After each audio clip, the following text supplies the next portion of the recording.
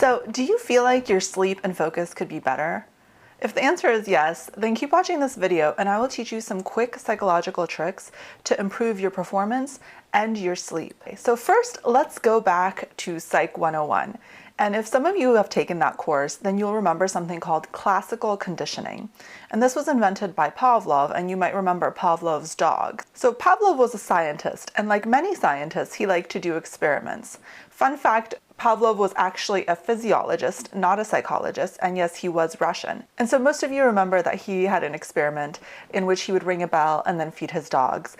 And he would then take away the feeding of the dogs and only ring the bell. He then measured how much his dog salivated in relation to ringing of the bell, and he found that essentially he had conditioned his dogs to salivate equally as they would for receiving food when he rang that bell. So essentially the dogs became conditioned to the bell ringing response, in which they predicted food as a result of the bell ringing. And just like dog brains, human brains are prediction machines as well. Predictions allow us to plan for the future and for our brains to save energy. And if you see in any of my other videos, you know that our brains love nothing more than to save energy. As a behavior becomes repeated again and again, it actually gets transferred into an automatic behavior, aka a habit. And a habit is something that we can engage in with little motivation or effort on our parts. And unfortunately for us, habits can actually be negative or positive. We all have habits that help us and habits that hinder us. Most of us have tried and failed to establish new habits, oftentimes around the date of January 1st, with somewhat mixed results. And the issue is that oftentimes the failure to establish a new habit results in a misunderstanding of the working of the brain and how the brain actually creates a habit. And our brains can actually be quite more resistant to change than we would like them to, because, like previously stated, our brains do want to save energy. This is why my favorite way to establish a new habit is to engage the principles of classical conditioning, which allow us to establish a habit in a painless and easy way. And I think many people don't realize how simple the human brain can be. At the same time, we are incredibly complex creatures, but at the same time, we are very similar to Pavlov's dogs, and we can kind of use similar techniques to establish a conditioned response in our own brains. So for the purpose of this video, we're going to just focus on focus and sleep. So if we approach focus and sleep from a Pavlovian perspective, we need to consider a stimulus and a response. Obviously, in our case, our responses will be higher quality sleep and more focus. These are the outcomes that we want. So now we are only missing the stimuli. And this is where it gets really fun, because the stimuli could be literally anything. So this might be better understood with an example. I actually had to write a fairly lengthy article recently, 50 pages, and to get myself to really buckle down and write, I conditioned myself to only write when a particular song is playing.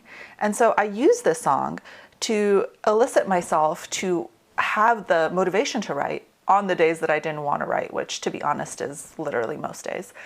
And so don't make fun of me, but I used Enrique Iglesias's new single, Me Pasé, and that's how I conditioned myself to write this paper. And I only listened to this song when I wrote this particular article, and I never ever listened to it in any other instance. And yes, I did listen to it on repeat over and over and over again. And if you think listening to a song over and over again is a little extreme, you can actually even create yourself a playlist. The key is to only listen to that playlist when you want to engage in a particular behavior, because you are creating a habit loop here.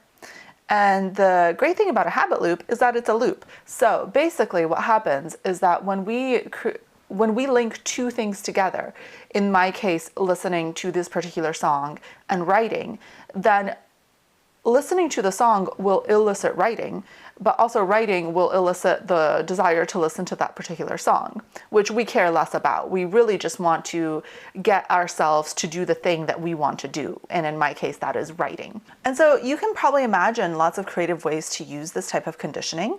And it can be quite fun, like I mentioned before. And if you have any interesting ideas, please post in the comments. I love hearing those. But essentially what you want to do is you want to create an environment in which you engage in a particular stimulus in this case listening to music, to elicit a particular behavior, in my case writing. But this can be coupled with literally anything. But music does serve as an excellent way to condition a response, especially if you're using only one particular song, because it's something that you can do in the background and it's quite easy. So now at this point, most of you are judging me for my music taste, but luckily you did not come here for music recommendations. Now let's talk about sleep. Sleep is actually one of the most conditioned behaviors that we engage in. And there's actually a really excellent treatment for insomnia called cognitive behavioral therapy for insomnia, which I have a whole video about that I will link below. And this is considered the first line treatment because it is the least invasive and the most effective. The issue is that most people haven't heard about this because it is not widely promoted, it does not have a marketing department, and it is not something that is widely taught, unfortunately.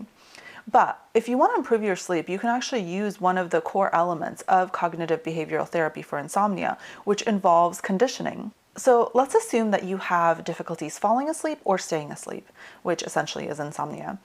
So you might spend over 30 minutes falling asleep, or you might wake up in the middle of the night and it takes you over 15 minutes to go back to sleep.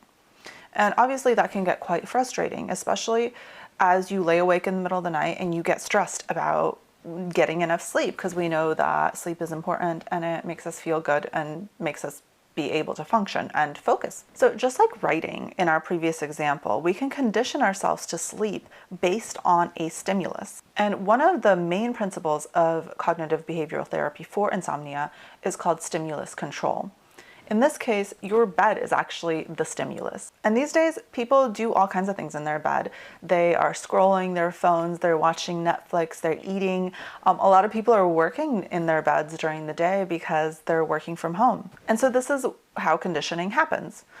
Now your brain starts to associate your bed with all kinds of things. So when you enter your bed, when you go into that space, your brain now no longer knows whether it should predict eating, whether it should predict Netflix, whether it should predict sleep. And so it's more difficult to fall asleep and it is more likely that you will have restless nights. So when individuals engage in cognitive behavioral therapy for insomnia, they are taught to literally only use their bed for sleep.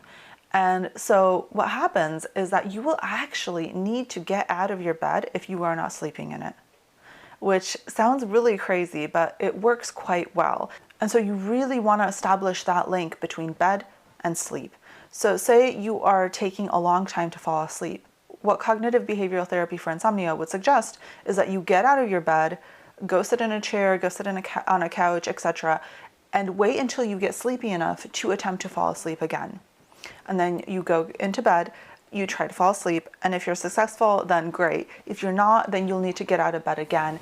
And essentially the goal is to spend as little amount of time as possible in your bed not sleeping. And so this is actually really well researched and well documented. And the idea is that your bed will essentially induce sleep for you if you condition that response properly.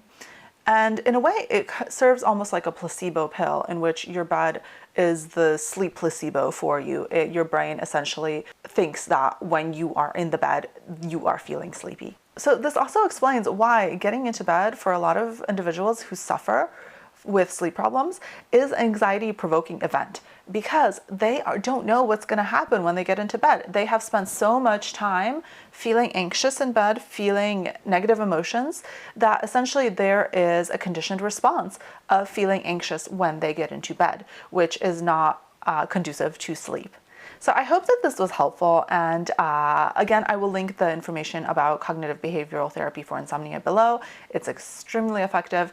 There is a great book about it that you can actually do yourself. It's a workbook, so it's meant to essentially for an individual to go through by themselves without a practitioner. I will link that below as well. So as usual, if you enjoy these types of videos, please subscribe to my channel. I post a new video every Monday, and I look forward to seeing all of you next Monday. And feel free to message me on Instagram or on my website. I'm always happy to connect with viewers and to answer questions. And I hope all of you have a wonderful week.